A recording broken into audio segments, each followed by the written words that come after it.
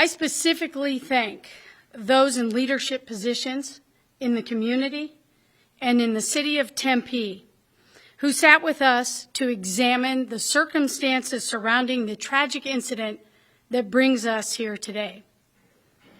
As we examined the incident, we recognized and acknowledged the uniqueness of this incident, this encounter between Officer Joseph Hine, former officer with the Tempe Police Department, and Antonio Arce.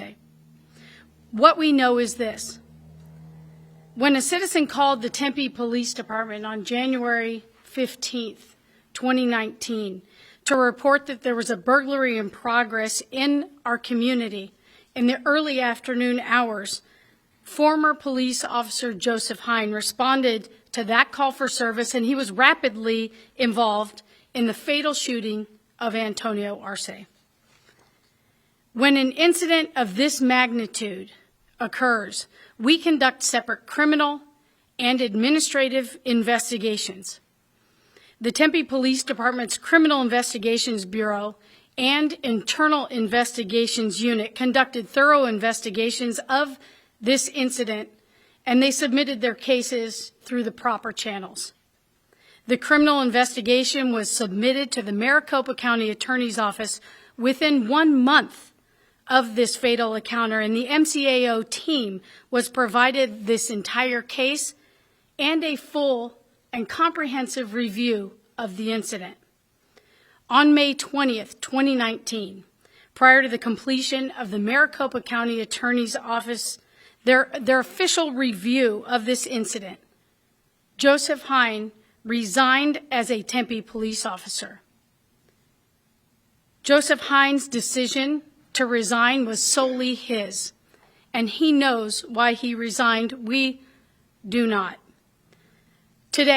Earlier today, as we know, after the independent and professional review of the criminal case, the Maricopa County Attorney's Office concluded that it is the opinion of the Maricopa County Attorney that the evidence presented in the investigation does not support criminal prosecution, and therefore there is no likelihood of conviction.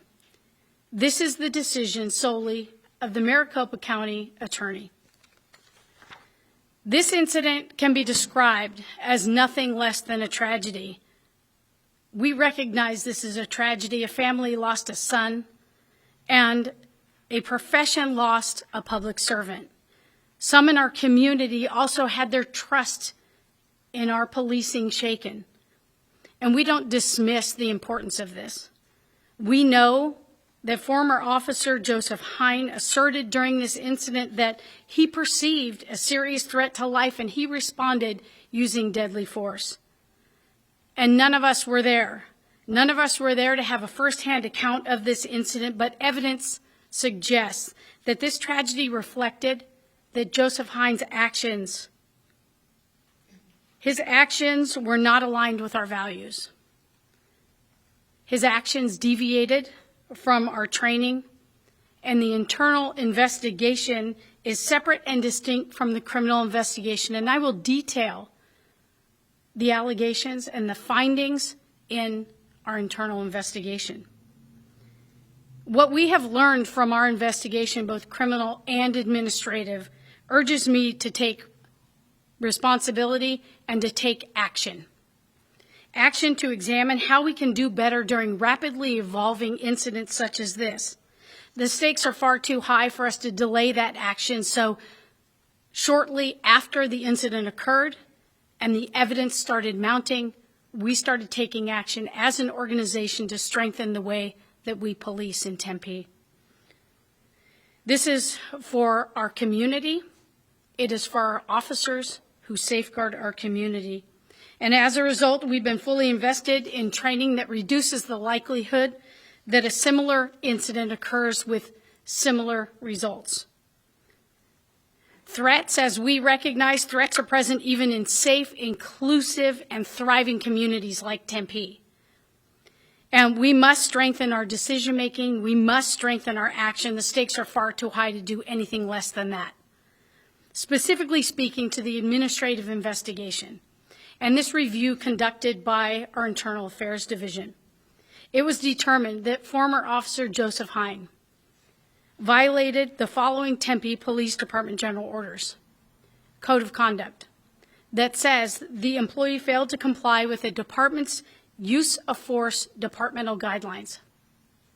Further, under Code of Conduct, an alleged act or failure to act by personnel that is contrary to the verbal and or written rules, regulations, procedures, directives, or orders of the department.